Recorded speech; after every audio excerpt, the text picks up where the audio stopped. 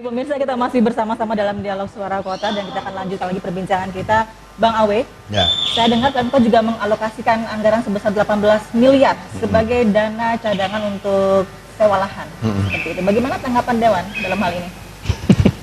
Ya, ini dana cadangan. Ya, saya baru sekali ini mendengarkan ada dana cadangan. Jadi inilah yang kemarin kami kritisi, yang sempat ramai ya, dan sampai hari ini masih belum berujung. Karena dalam waktu dekat kami akan mengundang Bapeko, mengundang Disub, ya, mengundang Sekota untuk hadir untuk menjelaskan semua ini. Jadi 18M ini hadir, keputusan diambil antara tim anggaran Pemkot dengan badan anggaran. Ya, keputusan itu diambil.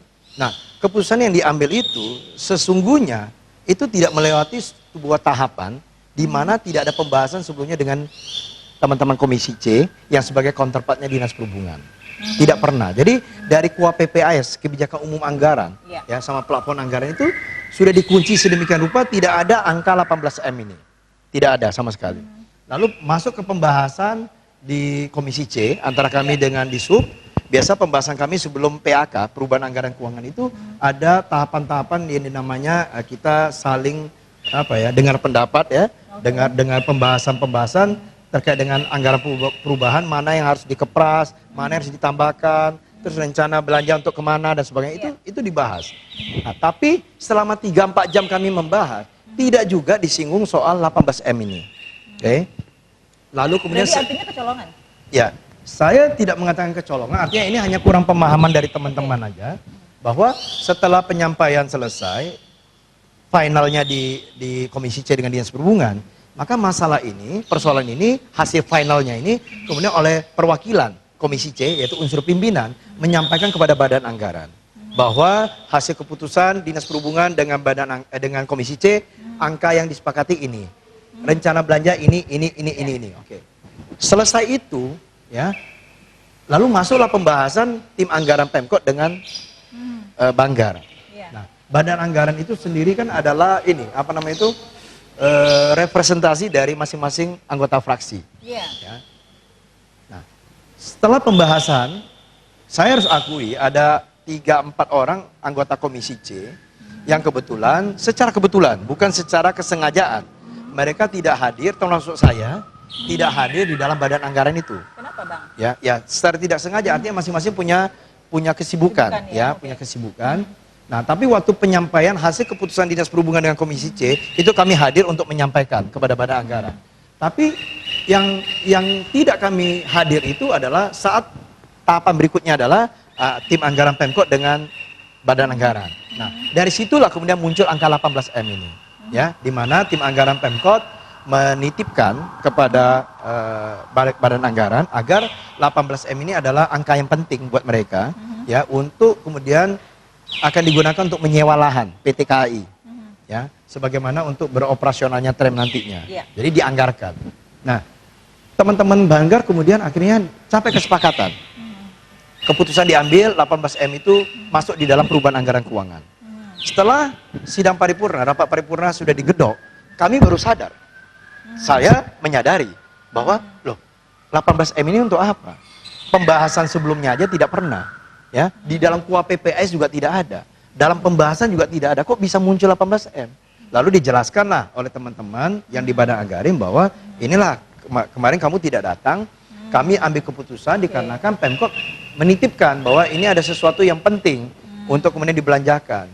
Nah, bagi saya sekali lagi, mekanisme itu tidak salah. Mekanisme keputusan yang diambil di badan anggaran dengan tim anggaran Pemkot untuk melahirkan 18M itu tidak ada yang salah. Ya, itu boleh-boleh saja, mekanisme itu boleh. Tapi kenapa kok ada polemik ya? Soal seperti itu. Makanya saya tadi bilang, saya bilang gini, mekanismenya itu tidak salah. Tapi, ada tapinya. Alangkah baiknya, ya, ada sebuah nilai kepatutan. Ada nilai sebuah kepantasan. Ada baiknya sesuatu yang teman-teman badan anggaran yang tidak dihadiri oleh kami yang di Komisi C ini, kebetulan kami juga anggota badan anggaran yang tidak hadir. Harusnya ketika 18M itu dititipkan, jangan serta-merta diputuskan. Kan bisa mereka kembalikan sebentar dulu, ya. Kalian tolong ini titipan dari mana? Kalau memang dari Dinas Perhubungan, kenapa tidak dibahas kemarin? Kalaupun memang mendesak, tolong disampaikan kepada Komisi C. Biar dibahas dengan Komisi C dulu. Kami skorsing, ya, kami tunda, kalian bahas dulu dengan Komisi C supaya ada satu bahasa.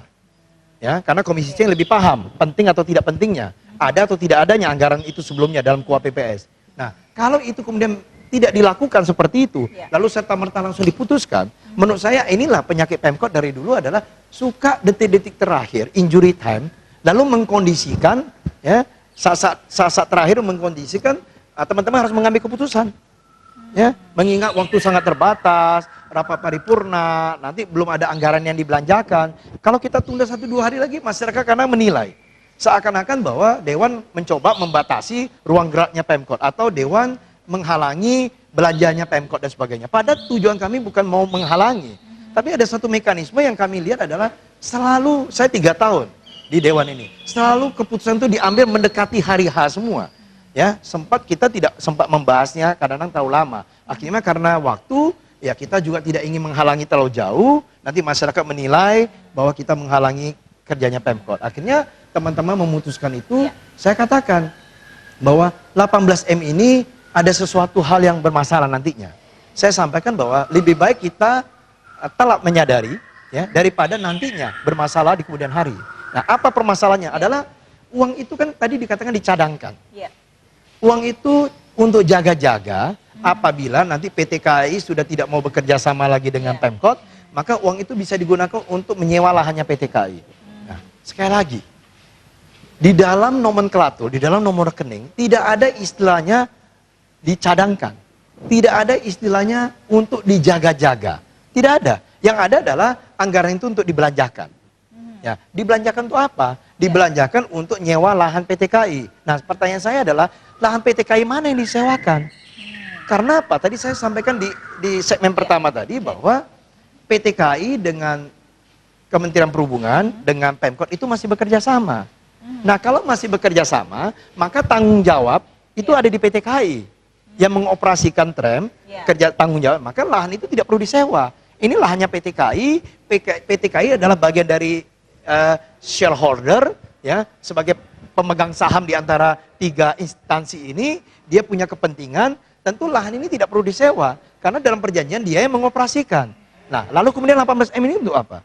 Kalau 18M itu untuk dibelanjakan, belanjakan apa? Belanjakan sewa. Sewa untuk apa? Perjanjian kerjasamanya saja belum dicabut. Artinya perjanjian kerjasama masih berlaku sampai sekarang. Mungkin sebagai jaga-jaga Bang Awe. Sekarang kan, gini. Secara historik kan tiba-tiba kebijakan berubah. Baik. Sekarang saya tanya, bisa nggak di dalam kepastian hukum ada namanya kalimat berjaga-jaga?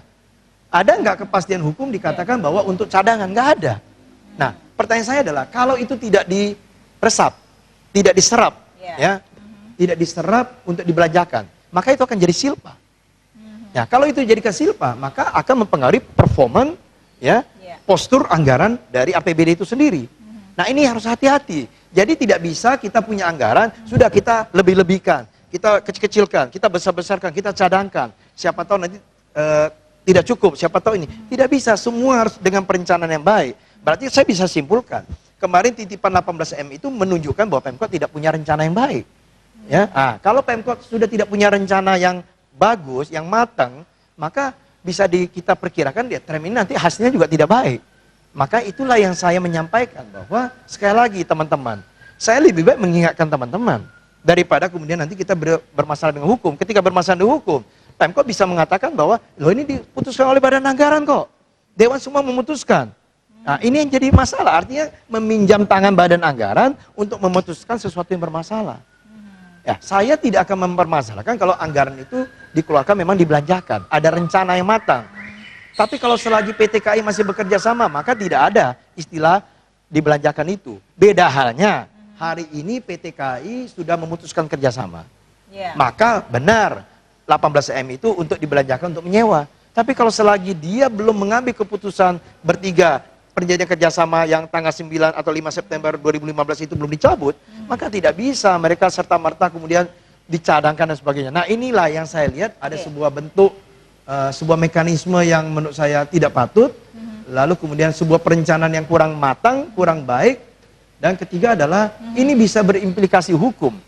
Implikasi hukum ini apa bukan... sih dampaknya? Konsekuensi hukumnya apa? Nah gini, kalau implikasi hukum di sini maksud saya gini, bukan berarti serta-merta korupsi, bukan. Ya, saya yakin tidak ada satu orang pun ingin mengambil angka tersebut. Tapi ketika sebuah prosedural, mekanisme tidak dilalui dengan baik, ini juga bisa berimplikasi hukum.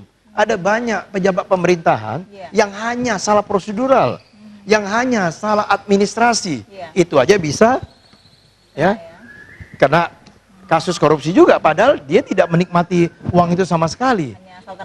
Hanya tanda tangan saja. Ya kan? Nah, makanya saya sekali lagi mengingatkan itu dan saya sampaikan kepada unsur pimpinan semuanya bahwa saya tidak ingin berpolemik. Saya tidak ingin menyalahkan teman atau siapapun. Tidak ada yang mau disalahkan, tidak ada yang ingin berpolemik. Saya hanya mengajak teman-teman, ayo mari, ada sebuah mekanisme yang menurut saya kurang patut. Sehingga lebih baik kita telat menyadari daripada suatu hari kita semua berproses hukum. Nah, ini kan sudah terlanjur berjalan. Ya. Bagaimana solusinya? Sekarang memang sudah digedok. Kita tidak bisa berbuat apa, tapi minimal kita kasih catatan. Ya, kita ada kasih catatan bahwa kedepannya, misalnya contoh ya, bahwa apapun direncanakan harus dengan matang. Ya, tidak bisa serta-merta kemudian disisipin seperti itu. Kedua, tidak bisa dikondisikan dalam waktu sekian jam kami harus memutuskan sesuatu yang menurut kami belum tahu. Ya, karena pertanggungjawaban anggaran adalah pertanggungjawab bersama. Pemerintahan Kota Surabaya, eksekutif dan legislatif, bukan hanya eksekutif. Kami juga ikut serta di dalam bertanggung jawab hal ini. Ya, nah oleh karena itu di dalam catatan-catatan yang kami berikan nanti adalah kedepannya kami tidak ingin hal itu terjadi lagi dan kemudian apabila berjalannya waktu ini bermasalah hukum, maka saya akan menyatakan Komisi C kami tidak akan bertanggung jawab. Bisa seperti itu? Ya, kami memberikan catatan seperti itu. Ini hak politik kami. Kami akan menyampaikan, ya kan? Karena menurut kami 18M ini adalah sesuatu yang sebenarnya tidak diperlukan. Ya, untuk jaga-jaga tidak ada nomenklatur itu, nomor rekening itu tertulis untuk jaga-jaga itu nggak ada.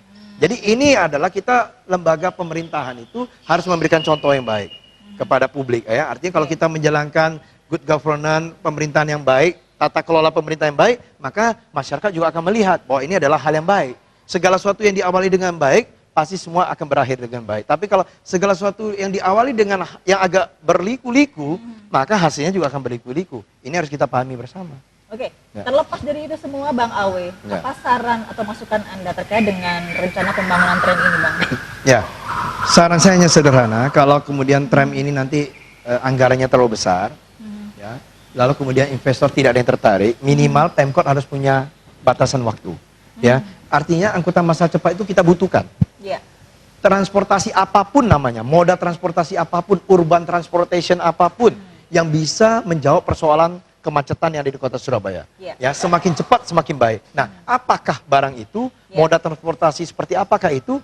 Kalau tram tidak mampu karena skema pembiayaan terlalu besar, investor tidak tertarik, maka solusinya adalah sesegera mungkin hadirkan yang namanya bus rapid transit, ya, semacam busway Transjakarta, ini busway Trans Surabaya. Kita tidak perlu malu mengikuti Jakarta, sesuatu yang baik, kenapa tidak? Nah, hadirkanlah busway itu dulu dengan dengan model low deck, supaya dia juga ramah dengan lingkungan, ramah dengan orang yang berkebutuhan khusus. Nah, kalau kemudian busway itu bisa dioperasikan dengan baik, masyarakat kita juga tertib, ya, disiplin.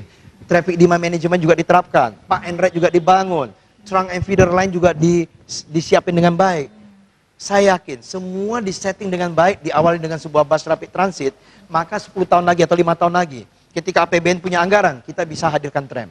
Ya, lalu kemudian ada investor yang tertarik, dia sudah lihat disiplin, Park and Ride sudah ada, trunk and feedernya sudah ada, lalu traffic demand management juga diterapkan dengan baik, ya, maka mereka akan tanpa kita minta, mereka akan tertarik sendiri untuk mau invest di Surabaya, untuk memindahkan bus rapid transit itu mungkin ke Plonte Ahmad Yani, mungkin dipindahkan ke daerah barat. Nah, lalu kemudian mereka menghadirkan tram sebagai pengganti busway itu sendiri. Tidak ada kata terlambat. Nah, yang akan terlambat adalah kalau kita ngolorin waktu yang tidak ada kejelasan, anggaran nggak ada, investor tidak jelas, maka harus ada batas waktu kepada Ibu Risma, katakanlah 6 bulan dari hari ini, atau 1 tahun dari hari ini. 1 tahun dari hari ini ternyata tidak, sudah. Jangan terlalu dipaksakan juga, cari alternatif lain untuk mengurai kemacetan yang di Kota Surabaya itu, yaitu dengan bus rapid transit. Oke, terima kasih untuk informasi dan juga waktunya Bang Awe, dan pemirsa, demikian Dialog Suara Kota untuk edisi kali ini. Saya Faria Mei beserta seluruh kerabat kerja bertugas mengucapkan terima kasih atas kebersamaan Anda, dan semoga bahasan kita di malam hari ini bisa membawa manfaat bagi kita semua tentunya. Saya Faria Mei, salam Surabaya TV.